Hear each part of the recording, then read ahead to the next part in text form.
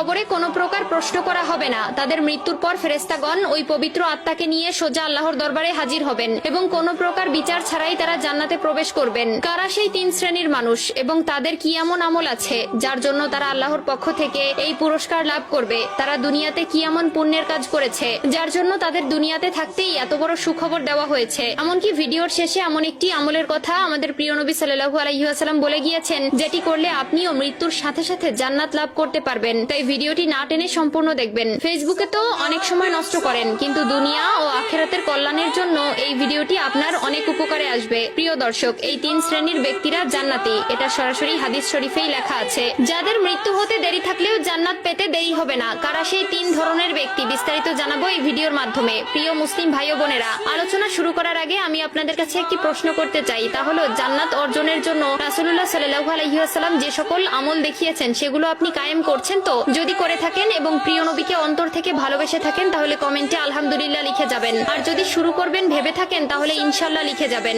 ভিডিওটি শেয়ার করার মাধ্যমে অন্য সকল মুসলিম ভাই বোনদের মাঝে ছড়িয়ে দিন। আপনার একটি মাত্র শেয়ারে এই 3 প্রকার জান্নাতি ব্যক্তিদের সম্পর্কে অন্যরাও জানতে পারবে। প্রতিটি মুসলিম ব্যক্তির স্বপ্ন পরকালে জান্নাত লাভ করা। আমরা প্রতিনিয়ত হাজার আমল করে থাকি, কিন্তু কেমন হবে যদি জান্নাত আপনার জন্য অপেক্ষা করে? আপনি যখনই মৃত্যুবরণ করবেন সাথে সাথে জান্নাতের দিকে অগ্রসর হবেন। শুনে আশ্চর্য হচ্ছেন? হ্যাঁ, এমনই 3 ধরনের ব্যক্তি আছে, যাদের মধ্যে প্রথম কাতারের ব্যক্তিবর্গরা হচ্ছেন যারা শহীদ হয়েছেন। এখানে শহীদ বলতে উল্লেখ করে তাদেরকেই বোঝানো হয়েছে যারা দ্বীন ইসলাম প্রচার ও তার রক্ষায় সশস্ত্র কাফেরদের হাতে নিহত হয়েছেন। তবে মহানবী সাল্লাল্লাহু আলাইহি ওয়াসাল্লাম এই 1 শ্রেণীর লোক ব্যতীত আরো কিছু মানুষদেরকে শহীদের খেতাব দিয়েছেন, যারা মূলত দুর্ঘটনায় মৃত্যুবরণ করেছেন, তবে আত্মহত্যাকারী চির জাহান্নামী। দ্বিতীয় শ্রেণীর ব্যক্তিবর্গরা হচ্ছেন তারা যারা জুমার দিন বা রাতে মৃত্যুবরণ করবেন। আমরা সকলেই জানি হাদিস ও কোরআনে জুমার দিনকে সাপ্তাহিক ঈদের দিন বলে ঘোষণা দেওয়া হয়েছে এবং এই দিনেই আসরের নামাজের পর আল্লাহ তাআলা তার বান্দাদের অতি নিকটে চলে আসেন এবং